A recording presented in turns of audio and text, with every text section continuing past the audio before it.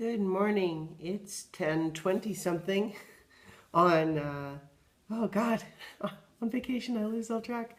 Uh, the 27th of November 2015. I'm Christiana Ellis and I just got up. This is 5 more minutes.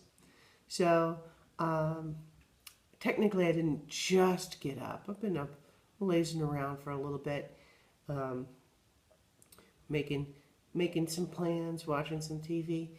We're going to go see The Good Dinosaur later. My mom and my stepdad and my brother and his fiance.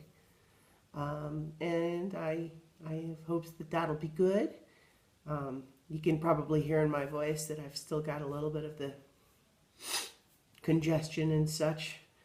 I'm feeling a little better, but it's hard to tell as these things work their way through you. So a little bit this morning, I was watching, some of the TV shows that my mom and stepdad regularly watch, and one of them is Scorpion. And so I've not watched the show before, but I had heard a little bit about it, and then so I watched one episode this morning, and I'm kind of fascinated by it because it's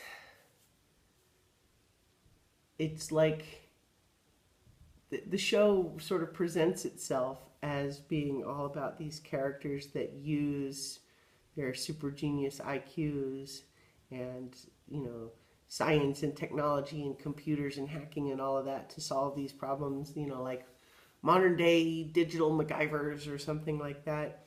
But what's kind of amusing about the show is that it's very clear that they have very little interest in any real science.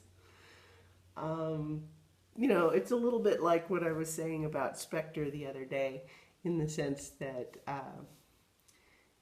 if you're willing to just completely surrender all benefit of, give it completely the benefit of the doubt, completely suspend your disbelief and just let it roll over you, then sure, fine, it's exciting.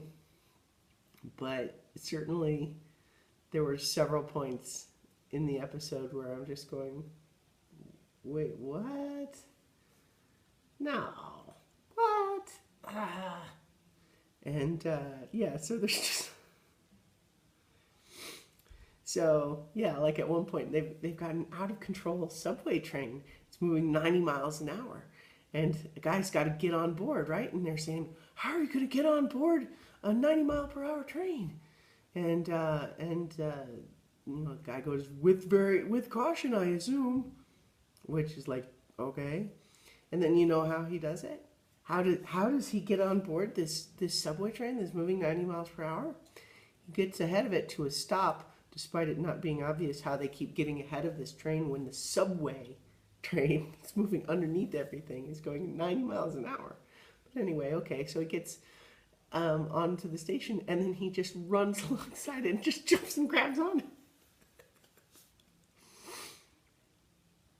Sure, why not, right?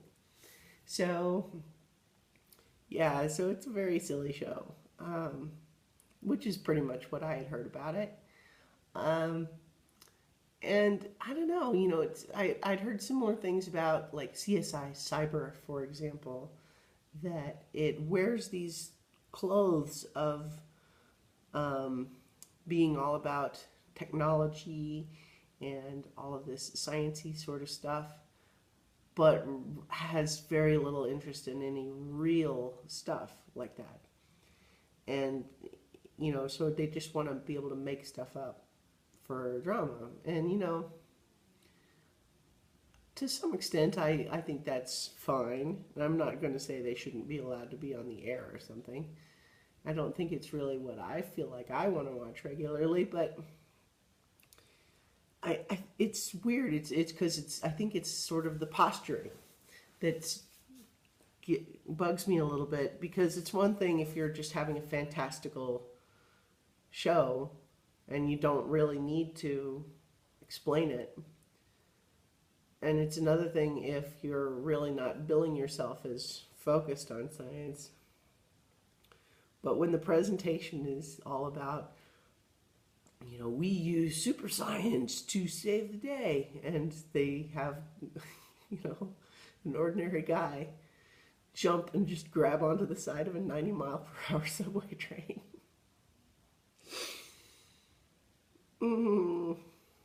No. Anyway, I don't want to tell anybody who enjoys those shows that they shouldn't like them, because, I don't want to ever do that. Talk somebody out of liking something. But yeah, I think it's not something I'm going to program my DVR to start recording for me. So I'll talk to you guys tomorrow for 5 more minutes.